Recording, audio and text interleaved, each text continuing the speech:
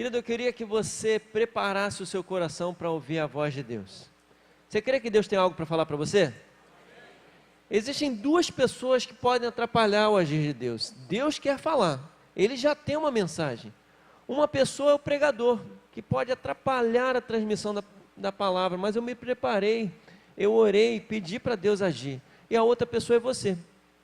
Então eu queria que você orasse e pedisse: Deus, abre os meus ouvidos espirituais, que eu entenda a Tua palavra, que eu receba como algo vindo de Ti, que seja bênção para a minha vida, em nome de Jesus.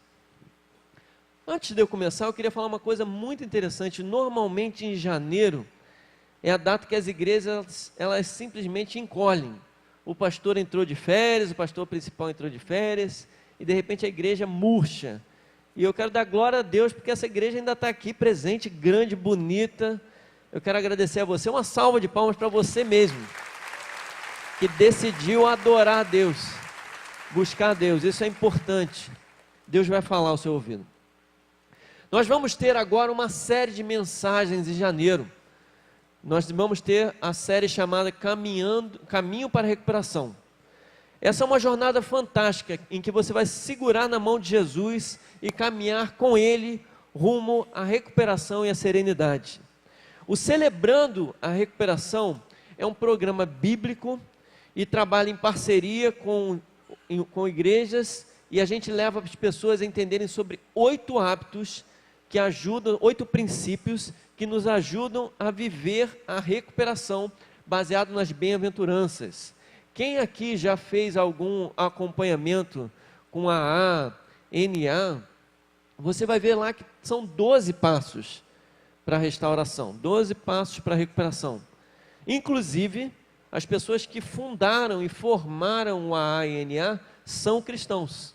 Então você vai ver alguns passos, por exemplo, você tem que se voltar para o Ser Supremo, para a força maior. Eles não falam claramente, mas é Jesus.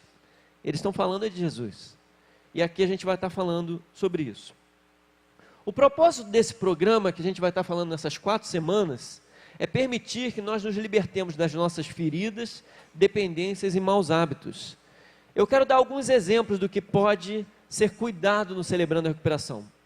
Depressão, ansiedade, traumas emocionais, compulsão, seja na área sexual, seja na área de compras, você é um comprador compulsivo, ou seja na área alimentar. Pornografia, que é um vício, é um mal que está acessível a todas as pessoas. Nós temos que levar isso muito a sério, porque a pornografia destrói a pessoa e os relacionamentos das pessoas. Existem muitos casamentos que estão sendo destruídos por causa da pornografia. E um dado estatístico que eu achei terrível é que hoje em dia 51% das pessoas que acessam pornografia são mulheres. Eu realmente não esperava isso. Outro, ira e impulsividade, dependência química e medicamentosa e alcoolismo, que também é uma dependência química, mas está separado. E o último, codependência. Todas essas coisas serão cuidadas no Celebrando a Recuperação. Nós normalmente, quando a gente pensa no Celebrando a Recuperação, qualquer outro grupo de partilha, que tem essas reuniões assim, a ANA, já vem na nossa cabeça: olha, isso aí é para drogadito. Quem é adicto, quem tem problemas com drogas, é isso, tem que procurar o Celebrando a Recuperação. Então eu quero te dizer que só 10% das pessoas que fazem o Celebrando a Recuperação têm problemas com drogas, são dependentes químicos.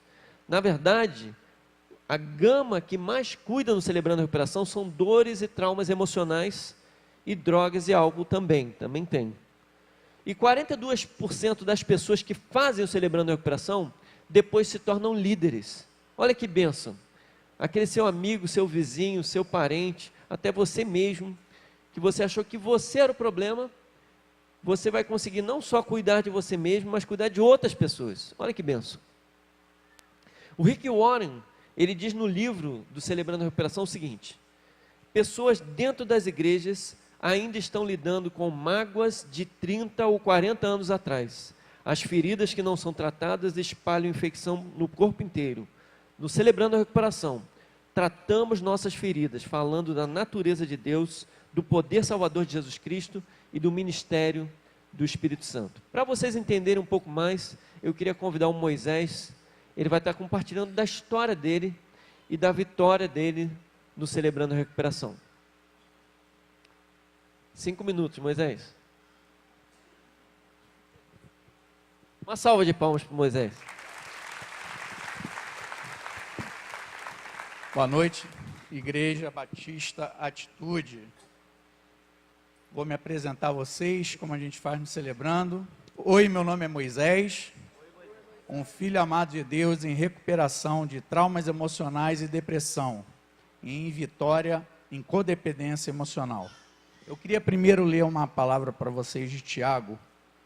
É Tiago 5, 19 e 20, que nos fala o seguinte: meus irmãos, se alguns de vocês se desviar da verdade e outro fizer voltar para o bom caminho, lembrem disto: quem fizer um pecador voltar do seu mau caminho, salvará da morte esse pecador, e fará com que muitos pecados sejam perdoados. Eu li essa passagem porque ela nos mostra justamente o que o Celebrando faz na nossa vida. Ele nos trata, nos traz para o bom caminho e faz com que a gente multiplique isso para outras pessoas. Eu vou ler o meu testemunho, que fica uma coisa mais rápida de eu poder passar para vocês a minha história. Eu sou o filho mais novo de 3 filhos de uma família católica e disfuncional. Meu pai sofria de alcoolismo e depressão. Cresci vendo meus pais se agredirem verbal e fisicamente, e isso se repetia nos filhos. E como eu era o mais novo, fui poupado algumas vezes. Eles se separavam e voltaram diversas vezes, devido principalmente a inúmeras e contínuas traições de meu pai. Apesar de tudo o que ele fazia, sempre fui o mais apegado a ele.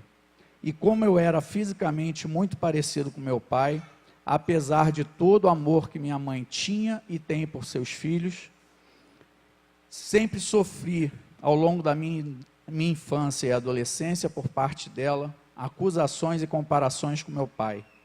Coisas do tipo: você vai ser um imprestável igual a ele, você nunca vai ser ninguém, você é igual ao seu pai.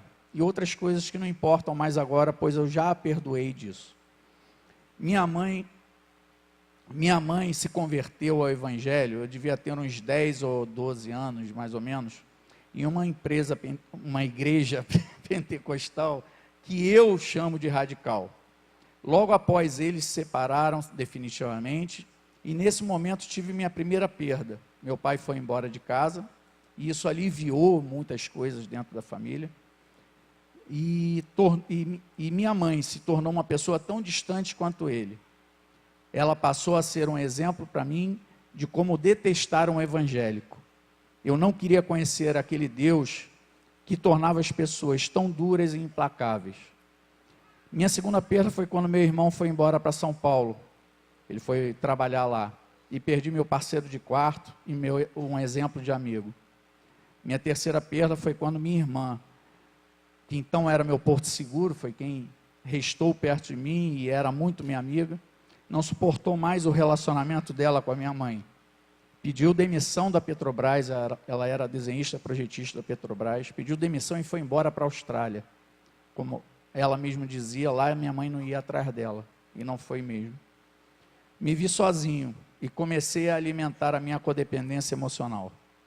Em 84 comecei meu primeiro relacionamento, que durou 23 anos entre namoro, noivado e casamento, e que proporcionou a felicidade ao ter 3 filhas. E uma coisa que eu não falei de manhã, que eu gostaria de falar agora: pais, cuidado com o que falam para os seus filhos. Isso pode gerar traumas para a vida toda deles. Esse relacionamento eu acabei repetindo muito um comportamento específico do meu pai, cometendo diversas traições ao longo desse relacionamento. E em 2007, sem saber o que era, eu estava numa profunda depressão e o casamento sucumbiu. Desisti de tudo e de todos, me divorciei e me afundei em 1 ano de cama com depressão sem saber o que era. me envolvi em outro relacionamento que durou 3 anos, mas uma coisa eu já havia determinado na minha vida com uma decisão: traição não fazia mais parte dela, e vivo hoje, até hoje, dessa maneira. 3 meses após terminar esse segundo relacionamento, já estava envolvido em outro. Isso é a codependência, né? Com a pessoa que me trouxe aqui para a igreja, em 2011, através de uma Vida Vitoriosa, que agradeço imensamente a pastora Nádia. Até conversei com ela de manhã depois do culto. Ela se emocionou porque ela não imaginava o quanto ela me ajudou, né? O carinho dela dentro desse Vida Vitoriosa. Eu era um estranho no ninho e ela cuidou muito de mim naquele Vida Vitoriosa e me acolheu realmente como filho. E esse relacionamento que eu estava vivendo, hoje entendo que Deus interferiu de maneira definitiva na minha vida e na minha recuperação, apesar de tudo o que aconteceu nesse relacionamento. Logo que entrei para a igreja, comecei a participar de uma abençoada célula de homens de valor, o qual sou líder de uma delas hoje. Na época era dirigida por meu discipulador, muita gente conhece, o Marcelo Azevedo, Marcelinho, que é conhecido não só pela sua dedicação e sua colaboração com a igreja, mas principalmente pelo amor às pessoas. Mas também, assim, e esse cara, o Marcelinho, foi o cara que me ganhou para Jesus. Ele foi o cara que me mostrou todo o amor que Deus tem por nós. E aí eu passei a conhecer um Deus que me amava muito e que eu queria muito conhecer. Foram 3 anos de relacionamento conturbado que culminou com um casamento que durou pouco mais de 8 meses. Apesar de todos os apelos e avisos que recebi das pessoas que me amavam, conviviam comigo, para não casar, inclusive o dela. Mas no auge de uma codependência emocional aguda e em depressão, o divórcio foi inevitável, apesar de muita luta. Pouco antes desse divórcio, conheci-o celebrando a recuperação na casa de um casal de nossa igreja que já haviam vivido o projeto. E dentro de suas áreas de recuperação, entenderam a missão desse ministério, que é servir. O que a gente recebe, a gente repassa. Nessa mesma época, já não bastando tudo que eu vivia, tive um familiar muito próximo meu envolvido com drogas, o que terminou de me destruir emocionalmente. Mas o CR mostrou um caminho para mim e meu familiar, que chegou a frequentar junto comigo alguns dos encontros. Na mesma época, 2 membros de minha célula de homens tiveram recaída em suas áreas de drogadição. E não por acaso ficaram por meses internados na mesma clínica. E passei a visitá-los semanalmente durante meses, participando das reuniões dos familiares dos internados. E essa experiência me ensinou também o quanto nossa família sofre com nossos vícios, traumas e maus hábitos. Eles passam também a viver uma codependência. Ao longo de minha recuperação no CR, que é o Celebrando a Recuperação, tive a oportunidade de pedir e dar perdão às pessoas que fizeram e ainda fazem parte da minha vida. A mãe das minhas filhas, as minhas próprias filhas, amigos e a minha mãe, que venho restaurando meu relacionamento com ela um dia de cada vez e venho amando cada dia mais. Consegui perdoar os meus erros, perdoar os que me machucaram e venho buscando ser um pai melhor, um filho melhor, melhor irmão, melhor amigo, melhor patrão e melhor cristão. Esse processo é dolorido, não é fácil, mas é maravilhoso e vale muito a pena. Eu não me estraguei de um dia para o outro e sei que vou me recuperar e melhorar um dia de cada vez em Jesus. Logo que conheci o CR, me apaixonei por ver o que essa ferramenta pode fazer e ajudar a salvar vidas em Jesus. Entendi que essa bênção não podia ficar só em mim. E aí trouxemos para a nossa igreja o Celebrando.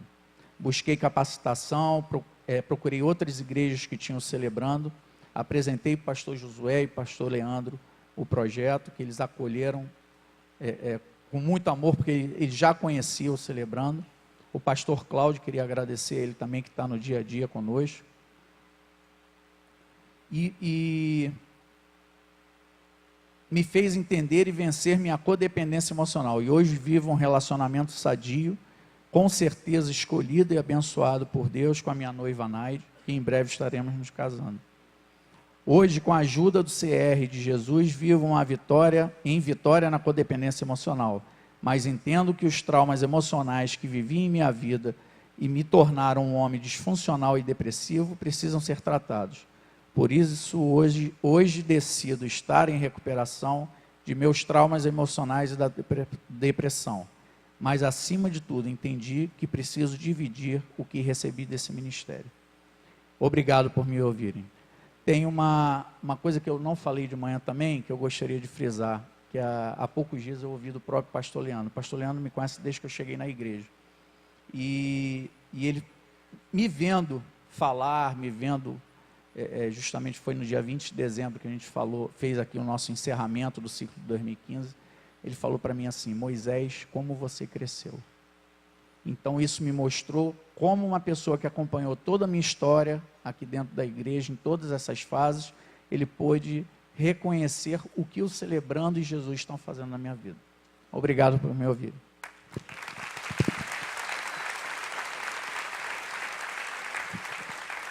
Glória a Deus. Moisés tem sido bênção nessa igreja. Moisés ajudou o projeto Celebrando a Recuperação realmente começar. Esse ano de 2015 que passou, a gente decidiu começar o Celebrando só para formar liderança. Então a nossa ideia era usar uma sala para fazer o Celebrando a Recuperação. E acabamos reservando todo o espaço do Rio Mar. Era tudo na segunda-feira para o Celebrando a Recuperação. Tivemos vários formados. E esse é o ano que nós desejamos realmente alcançar pessoas no Celebrando a Recuperação. Então nós já decidimos separar o espaço lá do Rio Mar e a casa anexa, para que na segunda-feira aquele lugar seja tomado de pessoas que vão ser cuidadas e restauradas em nome de Jesus. Amém? Você deve pensar nessa situação e deve imaginar assim: poxa, mas eu não sou Moisés, eu não estou nessa situação, eu sou um cara muito mais tranquilo, eu sou normal. Não, eu não sou assim, não, eu não preciso dessa situação. Não, eu sou um cara que eu sei lidar com as minhas próprias dificuldades, eu sei lidar com os meus próprios problemas, mas eu quero contar sobre uma verdade para você. Abre a sua Bíblia em Romanos capítulo 7. Eu queria te dizer que todos nós precisamos acertar o passo em algo da nossa vida. Todos nós precisamos de restauração em algo na nossa vida. Romanos capítulo 7 foi escrito por Paulo. Paulo, maior teólogo, aquele que escreveu a maioria dos livros do Novo Testamento, quem define a nossa teologia. Nós temos uma teologia que é o pensamento de Paulo. Paulo orienta a igreja de Cristo. Paulo nos ajuda a entender quem nós somos na nossa fé. Paulo esclarece sobre Jesus. E é o próprio Paulo que fala sobre como ele precisa de cuidado. Vamos ler lá? Romanos capítulo 7, do verso 15 até o 8, verso 2. Não entendo o que faço, pois não faço o que desejo, mas o que odeio. Se faço o que não desejo, admito que a lei é boa. Nesse caso, não sou mais eu quem o faz, mas é o pecado que habita em mim. Eu sei que nada de bom habita em mim, isto é, em minha carne, pois tenho o desejo de fazer o que é bom, mas não consigo realizá-lo. Pois o que faço não é o bem que desejo, mas o mal que não quero fazer, esse eu continuo fazendo. Ora, se faço o que não quero, já não sou eu quem o faz, mas o pecado que habita em mim. Assim, enquanto essa lei que atua em mim, quando quero fazer o bem, o mal está junto a mim. No íntimo do meu ser, eu tenho prazer na lei de Deus, mas eu vejo outra lei atuando nos membros do meu corpo, guerreando contra a lei da minha mente, tornando-me prisioneiro da lei do pecado que atua em meus membros. Miserável homem que sou, quem me libertará do corpo sujeito a essa morte?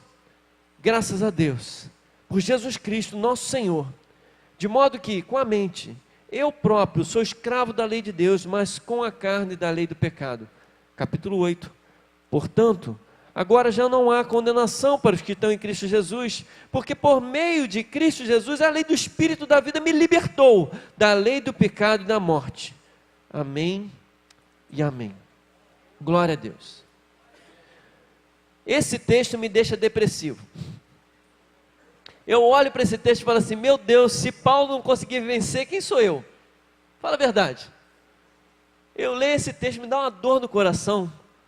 E falo assim, o suprassumo que é Paulo, o grande apóstolo, ele não consegue vencer as mazelas e as dores, o pecado que de perto ele o aprisiona. Como é que eu vou conseguir fazer isso? Então eu quero que você entenda que existe uma batalha espiritual sendo travada. Existe uma batalha nesse momento sendo travada. O problema é que essa batalha não está sendo travada nos céus, essa batalha não está sendo travada na terra, essa batalha está sendo travada dentro de você. As pessoas às vezes falam sobre guerra espiritual e normalmente as pessoas dão mais valor ao diabo. Falam assim, não, a maior batalha espiritual é contra o diabo. Outras pessoas pensam, não, a guerra que a gente tem que enfrentar, a mais difícil, é contra o mundo, porque o mundo nos cerca e nos impulsiona. Mas eu creio que a nossa maior batalha não é contra o diabo e não é contra o mundo, porque essa guerra é uma guerra exterior. A nossa maior batalha é contra nós mesmos. A nossa batalha é contra a nossa carne. Eu quero que você entenda a caminhada de Paulo e como ele conseguiu vencer isso. A primeira coisa que Paulo percebe e que eu também percebo é o quão assustador é essa batalha espiritual. Ele não consegue nem compreendê-la. Olha lá, verso 15.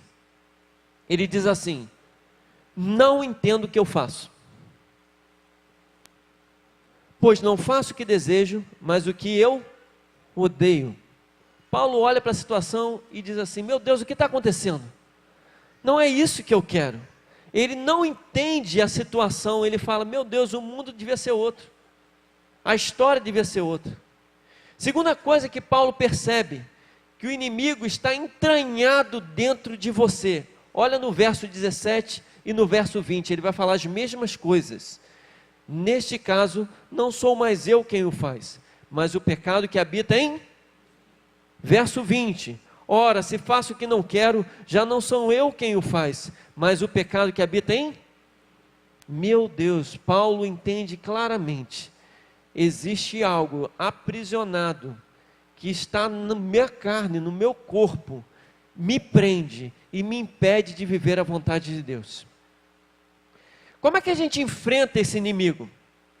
Você precisa entender quem você é diante de Deus e quem você é diante do inimigo. Paulo percebeu isso. Sabe o que a maioria das pessoas faz que impede elas de vencerem essa luta contra o inimigo? Elas se acham boas o suficiente. Paulo entendeu que ele não era tão bonzinho como ele pensava. Pelo contrário, ele se reconhece como naturalmente mau. Olha lá, o verso de número 18. Ele diz assim: sei que nada de bom habita em mim, isto é, em minha carne, porque tenho o desejo de fazer o que é bom, mas não consigo realizá-lo. Paulo radicalizou nesse texto. Ele fala, meu Deus, eu não sou tão bom assim. Eu lembro daquela história do rapaz que foi perguntar a Jesus, e ele virou para ele e questionou Jesus da seguinte maneira: bom mestre, que farei para herdar a vida eterna? Vocês lembram disso? Jesus, antes de responder o rapaz, ele resolve um problema teológico. Ele vira para o rapaz em Lucas 18, 19 e diz assim: por que você me chama de bom? Respondeu Jesus: não há ninguém que seja bom, a não ser somente Deus. Vira para a pessoa do seu lado e fala assim: você não é tão bonzinho assim. Você tem até cara de bonzinho, mas você não é. Você não é tão bonzinho assim. Paulo se percebe como o principal dos pecadores. Sim ou não? Ele fala, meu Deus, dos pecadores, eu sou o pior. Na luta natural contra o pecado, não adianta, querido, você sempre perde. Verso 19, olha lá. Pois o que faço, pois o que faço não é o bem que desejo, mas o mal que não quero fazer, esse eu continuo fazendo.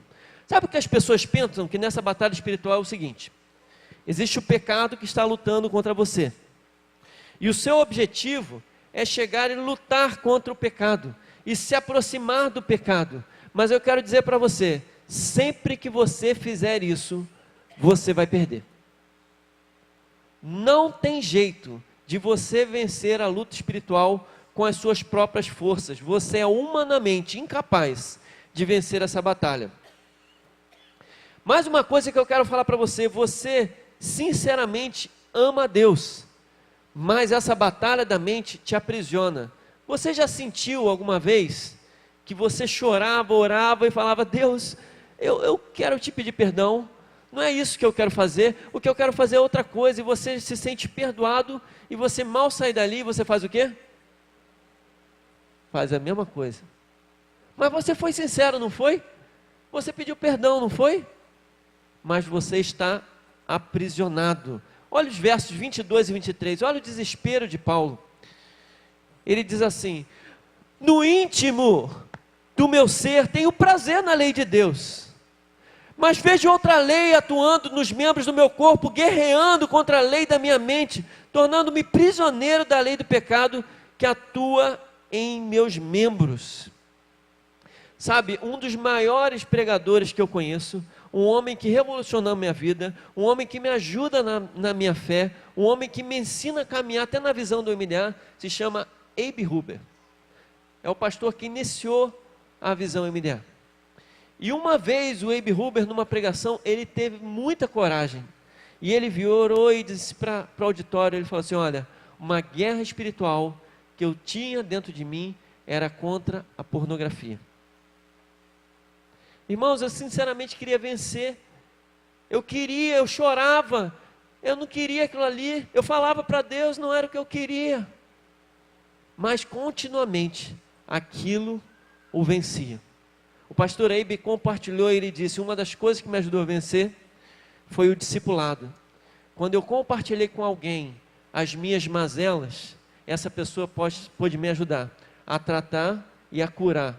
Quando nós compartilhamos, segundo Tiago capítulo 5, o que acontece? Nós somos sarados. Sabe por que muita gente não quer discipulado hoje? Sabe por quê? Porque a pessoa não quer contar os seus pecados. Mas posso contar um segredo para você? As pessoas já sabem. As pessoas já sabem que você é pecador. As pessoas já sabem que você não é perfeitinho como você tenta mostrar. Não tente se esconder. Todo mundo já sabe que você é pecador, irmão. Todo mundo já sabe. Então, às vezes, as pessoas fogem do discipulado para manter aquela cara de crente. Não, eu sou um ser supremo. Olha as minhas asinhas, olha a minha auréola. Querido, você não é essa pessoa. Você é uma pessoa de carne e osso, como eu, como nós, enfrentando as suas dificuldades e vencendo a cada dia. Eu quero colocar diante de você é que toda essa pressão espiritual te leva a pensamentos de autocomiseração e até de morte. Olha o verso 24. Miserável homem que sou, quem me libertará do corpo sujeito a essa? Você entra na fase do ai. Você conhece a fase do ai? Ai, que coitadinho que eu sou. Ai, ninguém cuida de mim. Ai, eu vou morrer. Ai, meu Deus. Olha só, eu não tenho nenhum problema quanto às pessoas quererem a volta de Jesus. Porque Maranata, vem Jesus. Mas se uma conversa, a pessoa vira para você e fala 2, 3 vezes, e fala assim: volta logo Jesus, volta logo Jesus, eu quero te dizer, essa pessoa está com problema. Você precisa conversar com ela, porque ela está fugindo da realidade. Ela não quer mais viver essa realidade. Então ela joga para os céus a realidade que ela gostaria de viver. Essa pessoa precisa de ajuda. Essa decisão de se tornar coitadinho, de querer viver assim, ai meu Deus, ai dodói, ai vou morrer, não adianta nada. Isso não vai te levar a nada. Isso não vai te ajudar a vencer. Então qual deve ser o passo que eu devo dar para me levar à vitória? Primeiro passo: Reconheço que não sou Deus. Admito que sou impotente para controlar minha tendência de fazer as coisas erradas e que a minha vida está fora de controle. Vamos falar todo mundo junto? Diz assim: reconheço que não sou Deus. Admito que sou impotente para controlar minhas tendências de fazer coisas erradas e que a minha vida está fora de controle. Querido, a base disso está em Mateus 5, verso 3, nas bem-aventuranças. O texto lá diz: bem-aventurados os pobres de espírito, porque deles é o reino dos céus. O pastor Josué já pregou sobre esse texto. Você já entende sobre esse texto. Mas eu quero lembrar vocês que a ideia é o seguinte: se você já se considera uma pessoa plena, capaz, já totalmente gerenciada e estruturada, você não precisa de suporte, você é o próprio Deus. Mas o texto está dizendo que aqueles que se sentem incapazes, aqueles que precisam de ajuda, aqueles que são pobres de espírito, deles é o reino de... Por que deles é o reino de Deus? Porque quanto mais eles precisam de alguém, mais eles vão buscar a resposta em... Querido, está aí a resposta. É por isso que bem-aventurados os pobres de espírito, e por isso que deles é o reino de Deus. Mas o mais fácil é você decidir pela negação. A negação é o seguinte: não, pastor, eu não sou não, eu não sou esse tipo de pessoa, não, eu não preciso de recuperação. Mas a negação é exatamente o que nos impede de nos movermos na direção da recuperação. Você tem que vencer a negação. E existem 3 maneiras que eu creio que Deus usa para ajudar você a vencer a negação. Primeira maneira que Deus usa para ajudar você a vencer a negação: as crises. Ah, meu Deus, estou passando por problemas financeiros. Ah, meu Deus, que dificuldade na minha família. Sabe por que Deus permite isso? Para chacoalhar você e dizer para você: você precisa buscar a mim. Deus usa as crises para levar você de volta à presença dele. Sabe outra coisa que Deus faz? O confronto. Às vezes você acha que ninguém sabe do seu pecado, e aí vem uma pessoa e faz o quê? Confronta você. Davi foi confrontado por Natan, e só a partir dali ele pôde restaurar o relacionamento dele com Deus. Você precisa ser confrontado, e Deus permite algumas coisas. Sabe, eu tinha um rapaz, graças a Deus não era dessa igreja, e que ele estava mandando uma mensagem para a amante dele, e falando assim: poxa, como eu amo você, fulana, você é tão especial, gosto tanto quando a gente passa as tardes juntos. E sem querer, ao invés dele mandar uma mensagem para ela, ele mandou para uma lista. Sabe o que é isso? É Deus. É Deus. É Deus explicando para ele que ele tem que ajustar a vida dele. Deus cegou os olhos dele para ele achar que estava mandando para a pessoa, mas ele estava mandando para a lista. Deus reorienta você, querido. Deus está comprometido com o seu crescimento. Até engraçado, esses dias eu até falei, eu fui mandar uma mensagem para a Milene, acabei mandando para uma lista, que eu queria comprar uma mochila para o meu filho, e um montão de gente ganhou, deve ter recebido aí. A mochila estava boa, quem comprou, comprou na promoção. A pastora Nádia recebeu, não recebeu? Promoção da mochila. Deus usa o confronto, e a terceira coisa que Deus usa tragédias.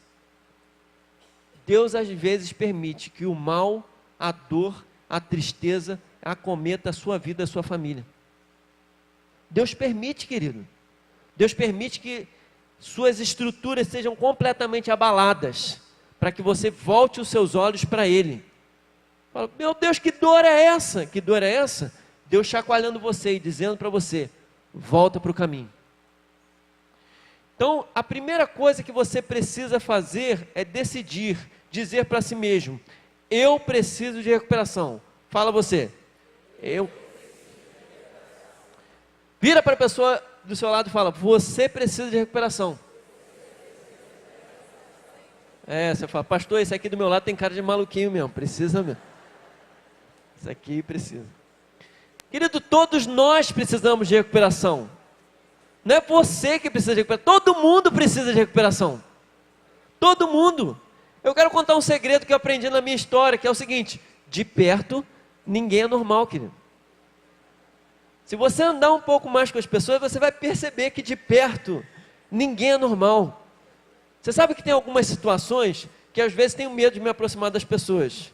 Por exemplo, alguns cantores, não são os cantores da nossa igreja, eu amo os cantores da nossa igreja, estão muito sérios com Deus, mas alguns cantores, eu tenho medo de chegar muito perto deles e falar assim: meu Deus, ele está fazendo isso aqui. Descobriu algumas coisas.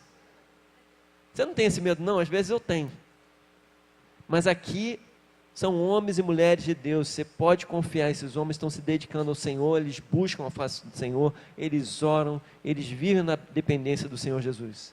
Mas de perto, ninguém é normal. Então a pergunta certa que você deve fazer não é se eu preciso de recuperação, mas do que eu preciso de recuperação. Todos nós carregamos fardos pesados de experiências ruins que vivemos no passado. Você precisa ter a coragem de encarar a sua mochila pesada de traumas, abusos e compulsões. Só então você poderá trilhar o caminho para a recuperação. Eu não sei se você sabe, mas no auditório como esse, que deve ter aqui 2.000 e poucas pessoas, a gente deve ter uma média aqui de 200 ou 300 pessoas que sofreram algum tipo de abuso emocional ou físico. Essa palavra é para você. Mas muitos aqui sofreram algum trauma, alguma palavra, algum desânimo, alguma situação, alguma morte, algum desespero que roubou a sua fé. Todos nós temos algo que precisamos ser reajustados. Se você permanecer parado, tudo que você vai conseguir é gerar medo, frustração, esgotamento físico e sensação de fracasso. Ok, às vezes a tendência das pessoas não é simplesmente pensar em si mesmo. Às vezes a tendência das pessoas é colocar a culpa no outro. E eu vou contar uma história para você, que chega a ser engraçada, é trágica para mim, mas ela chega a ser engraçada. Tinha um rapaz aqui da igreja, que ele estava passando por um problema de dependência. Era muito sério, querido. E ele tinha perdido o emprego, ele estava perdendo a família, e ele pediu para eu orar, e eu estava tendo reuniões de oração com ele, e ele falando assim: pastor, me ajuda, eu preciso arrumar um emprego, o senhor precisa me ajudar. Queridos, na época não tinha o ministério lá empregar, não tinha nem o pastor Miguel que fazia isso, eu não podia ajudar ele com o emprego, a única coisa que eu podia fazer era o quê? Orar. E eu orava com ele, eu visitava a família, e Deus deu para ele um presente tremendo. Deus deu para ele uma vaga numa multinacional. Coisa linda, gente. Ele começou a trabalhar animado, e eu ia lá visitar a família sendo restaurada. Eu estava tão feliz, gente. Até que um dia, ele lá nessa empresa, ele decidiu participar das festinhas de virada de ano. Sabe festinha de virada de ano? E de repente ele decidiu beber socialmente nessa festinha. Socialmente. Não, pastor, foi só uma vez no ano, é socialmente e tal. Ok. E depois ele decidiu, ele se tornou íntimo lá da diretoria, eles tinham encontros assim, que era só da diretoria, que eles também bebiam socialmente. Socialmente. Depois ele decidiu que nos finais de semana, ele podia passar com as pessoas que ele conhecia no condomínio, porque era networking, sabe? E ele bebia socialmente com as pessoas no condomínio. E depois ele decidiu mais, ele decidiu que ele poderia trabalhar da piscina dele através do computador, e ele ficava bebendo socialmente com os amigos. O que aconteceu com ele? Perdeu o emprego. Perdeu o emprego, degringolou total, começou a ter problema na família, a família teve que sair de casa para não ter problema de morte, para não sair morte na casa, a família teve que sair de casa. Ele acabou indo para um centro de dependência química e ficou preso lá durante muito tempo. E de repente eu conversei com um rapaz daqui da igreja, não sabia mais dele, não tinha mais informação dele, e esse rapaz virou para mim e falou assim: pastor, depois de muito refletir, ele descobriu onde estava o problema para ele se recuperar. Ele descobriu quem era o problema. Eu falei: quem era o problema? O problema era o senhor. Ele descobriu que o problema era eu. Eu falei: como assim o problema era eu? Ele falou o seguinte: porque se o senhor orasse mais por ele, a culpa era minha. Se o senhor orasse mais. Então a tendência da pessoa é colocar a culpa no outro. Não, o problema não sou eu, não. Se o meu pai não tivesse feito isso, hoje eu não estava assim. Se a minha mãe não tivesse feito isso, hoje eu não estava assim. Se não tivesse acontecido essa situação, hoje eu não estava assim. Querido, não importa o seu passado, não importa a sua história, você pode construir algo novo na sua vida. Amém? Glória a Deus, aleluia.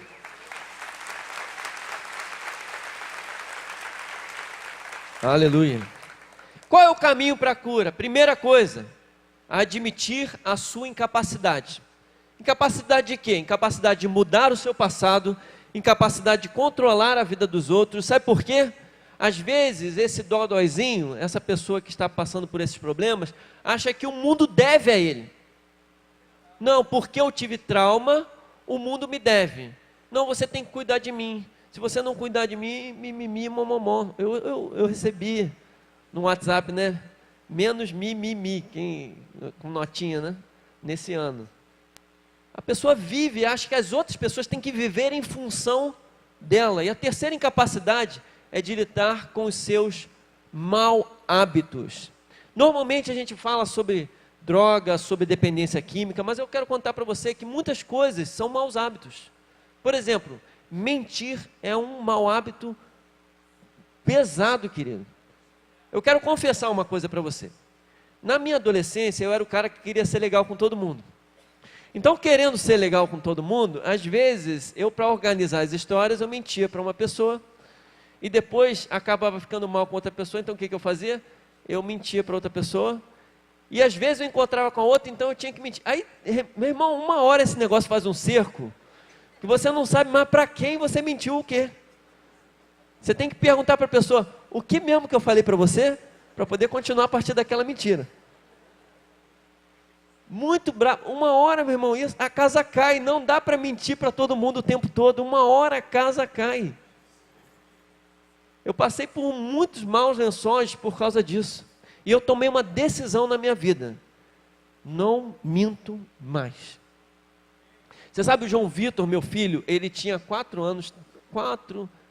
anos, e eu estava conversando com ele, e eu perguntei para ele, João Vitor, foi você que mexeu ali? Eu sabia que tinha sido ele. E ele falou para mim o quê? Não, não fui eu não, papai. Eu peguei o João Vitor, eu fui na mesma altura dele, me abaixei, e eu falei para ele, na nossa casa, a verdade é um valor muito forte, nós não mentimos. E próximo de mim, tinha uma pessoa que era mentirosa compulsiva, ela ficou olhando assim. Falei, nós não mentimos. Eu faço discipulado com o João Vitor, eu pego ele na escola, a gente faz, ele é meu discípulo, gente. Eu faço discipulado com ele, constantemente. E às vezes eu estou no carro com ele, caminhando, e eu pergunto algumas coisas para ele, e às vezes eu tenho dúvida assim, pô, será que foi isso mesmo? E aí eu pergunto assim, meu filho, é isso mesmo? É isso mesmo? E aí ele responde, ele sempre responde assim, fala assim, papai, quando eu minto para você? Gente, me dá um orgulho. Dá um orgulho. Para mim, ainda bem que ele não está aqui, eu oro para que na adolescência ele tenha o mesmo coração. O mesmo coração.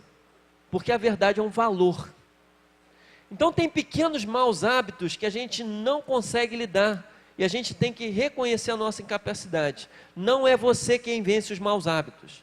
Ok, força de vontade não é suficiente. Então o que é suficiente? Você precisa de uma fonte de poder além de si mesmo. E há um poder maior que te ajuda a lidar com aquilo que por si mesmo você não é capaz de lidar. E essa fonte é Deus. Você precisa de Deus. O segundo passo diz assim, eu acredito de todo o coração que Deus existe, que Ele se importa comigo e que tem o poder de me ajudar em minha recuperação. Vamos falar junto? Eu acredito de todo o coração que Deus existe, que Ele se importa comigo e que tem o poder de me ajudar na minha recuperação. Olha só o que Paulo fala a partir do verso 25, volta para o texto.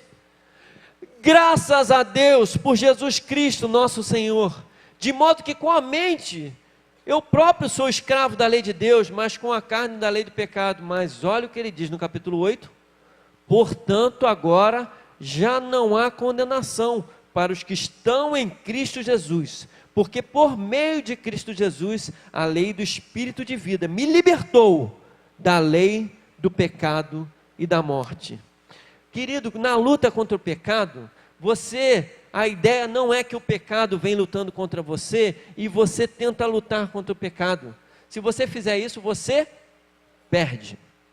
A ideia é que você precisa, ao invés de tentar lutar contra o pecado, você se aproxima de Deus. Quanto mais próximo de Deus, mais longe. Essa é a ideia, querido. E nas bem-aventuranças, nós vemos no verso 4, bem-aventurados os que choram, porque serão consolados. Aquilo que você precisa de consolo e conforto, o Espírito Santo de Deus age através de você. Amém? Você crê nisso?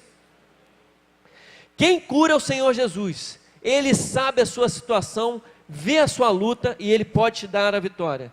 Um texto lindo de Isaías 57, verso 18 e 19, na NTLH, diz assim: tenho visto como eles agem, mas eu os curarei e os guiarei, eu os consolarei.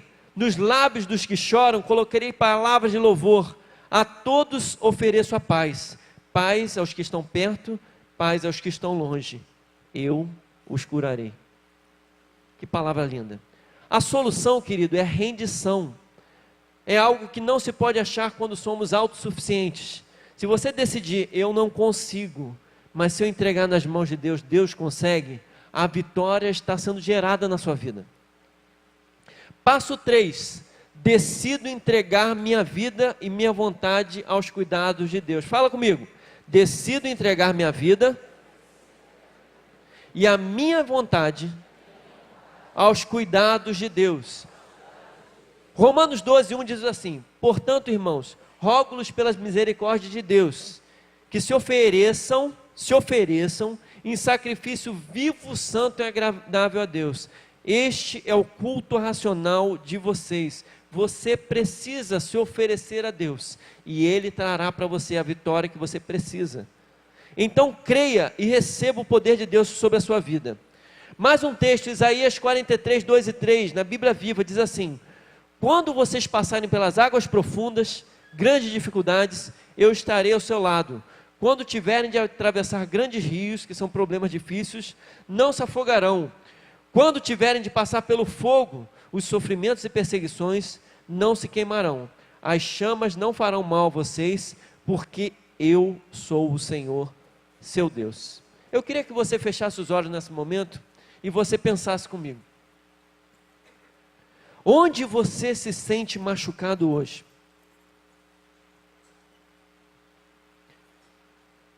Você está nesse momento atravessando águas profundas?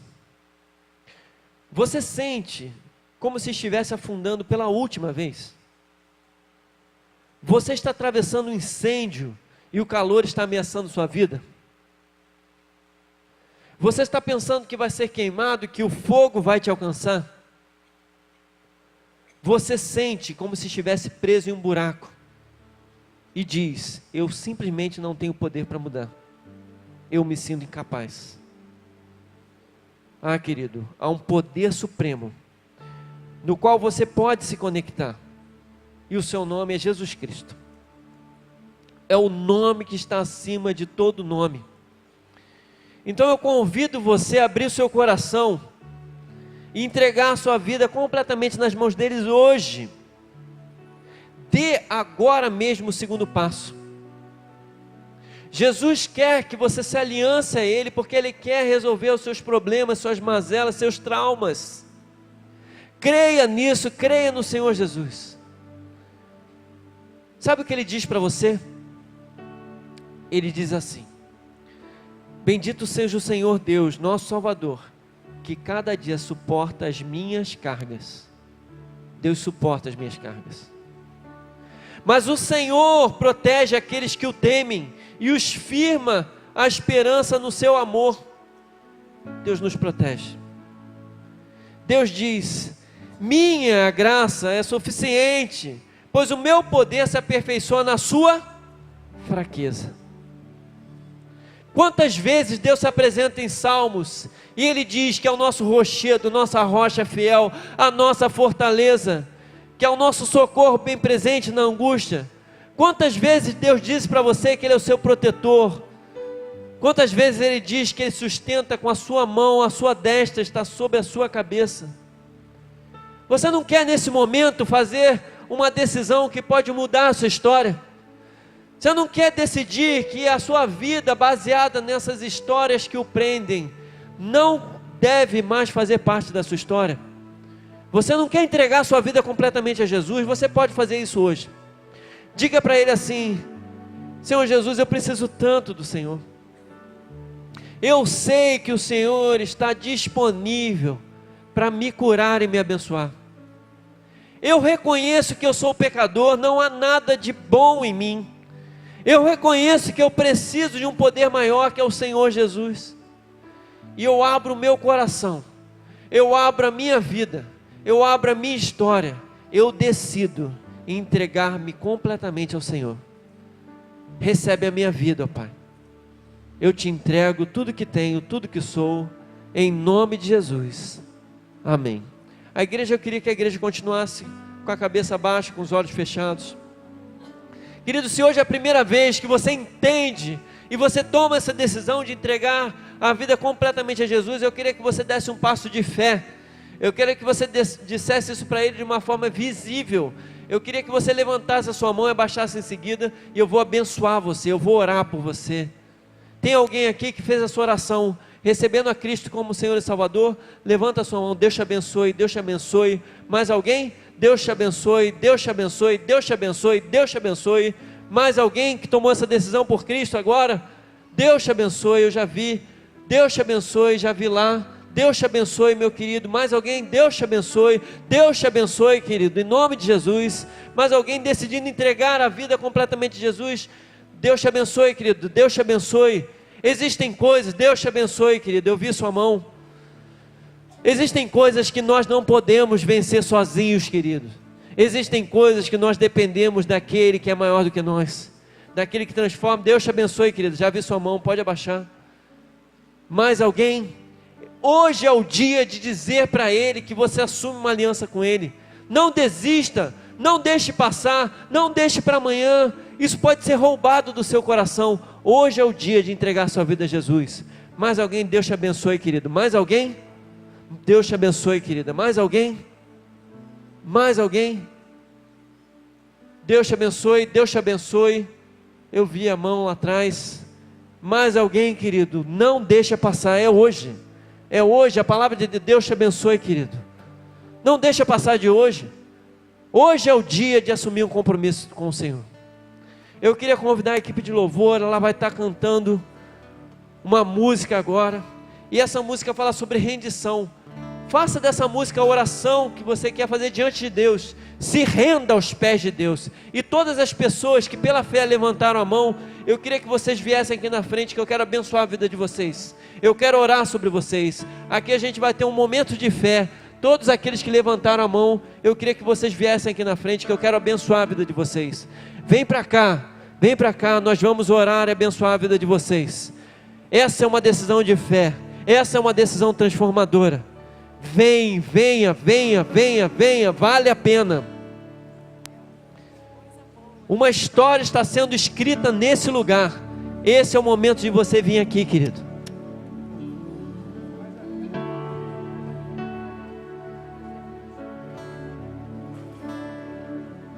Vem para cá, querido. Receba a oração da bênção do Senhor. Vem para cá, querido. Oh, glória a Deus. Oh, que bênção. Oh, que coisa linda. Oh, aleluia.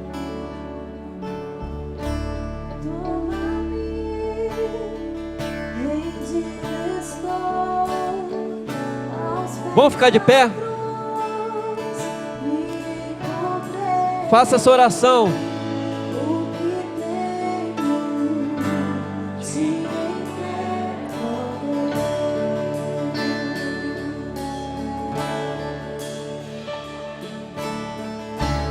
vem limpar as minhas mãos, purificar meu coração, que sejam todos pra ti, ó Deus.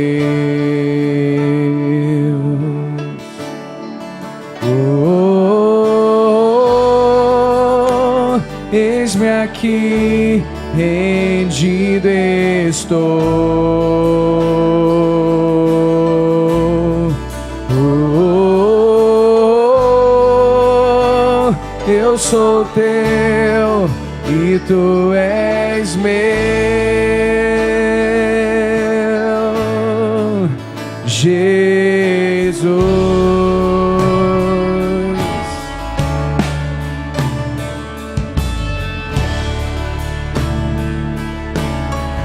Mais líderes aqui.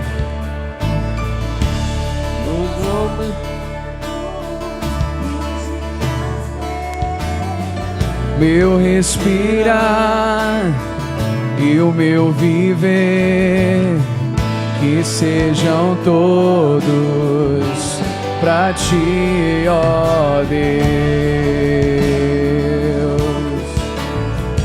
Oh,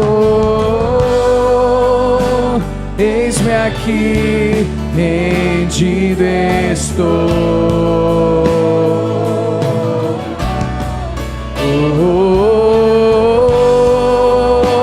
Eu sou teu e tu és meu.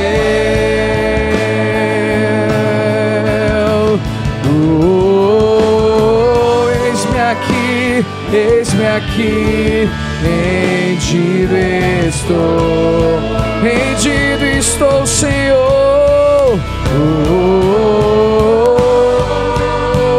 Eu sou teu e tu és meu.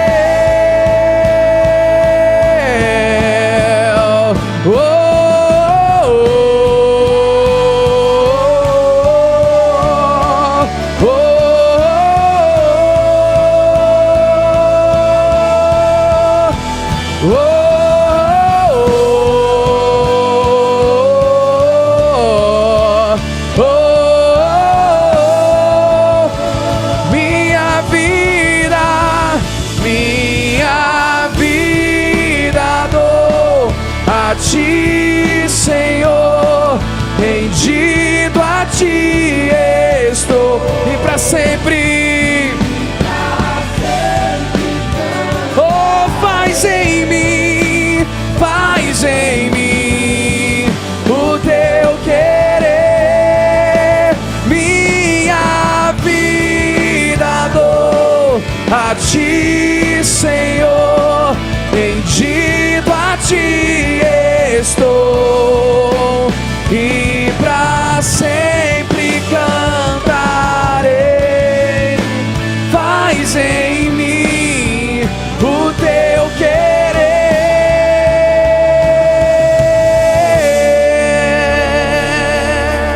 Aleluia. Glória a Deus. Queridos, parabéns pela decisão que vocês tomam diante de Deus. Há uma promessa Alô. Há uma promessa na palavra de Deus. A promessa é que quando vocês assumem uma aliança com Ele, o nome de vocês é escrito no livro da vida. Deus está olhando para as necessidades e aflições de vocês, e Ele age a favor de vocês. E eu quero abençoar a semana de vocês, para que vocês tenham vitória nessa semana. Que o diabo não tenha como afligir, atormentar e roubar a semente que foi colocada no coração de vocês. Vamos orar? Senhor, eu quero declarar que essas vidas aqui estão sendo dedicadas ao Senhor. O coração deles é do Senhor, então ajuda-os, Senhor, a se firmar na fé, a realizar a decisão que eles tomaram diante do Senhor. Proteja eles de todo mal, coloca a tua mão sobre a cabeça de cada um deles, cerca-os com os seus anjos, coloca o dobro de anjos para proteger a vida deles, Senhor. Nós queremos vê-los crescendo em fé, em graça e no conhecimento do Senhor. Nós queremos ver eles sendo cuidados, Senhor. Nós queremos ver eles se batizando, tomando decisões de fé nessa igreja. Nós queremos ver eles sendo grandes homens de Deus e mulheres de Deus. Que a graça do Senhor seja estendida sobre os familiares deles, sobre a profissão deles, sobre as necessidades deles. Nós colocamos tudo diante do Senhor, em nome de Jesus. Amém. Glória a Deus. E que Deus possa derramar graça sobre a vida de vocês. Que Deus possa ensinar vocês na caminhada de fé. E que o amor de Deus Pai, a graça de nosso Senhor Jesus Cristo, a comunhão e as consolações do Espírito Santo sejam estendidas sobre todos nós e sobre todo o povo de Deus espalhado na face da terra, de hoje e para todo sempre. Amém, querido. Deus abençoe. Deus abençoe. Uma última coisa: quem for fazer parte dos 40, daqueles que vão fazer o seminário integral da igreja, vai ter um encontro com o pastor Rainison aqui na direita, tá? Quem for fazer parte dos 40, dá um abraço em 50 mil pessoas e pode ir embora para casa. Deus abençoe você.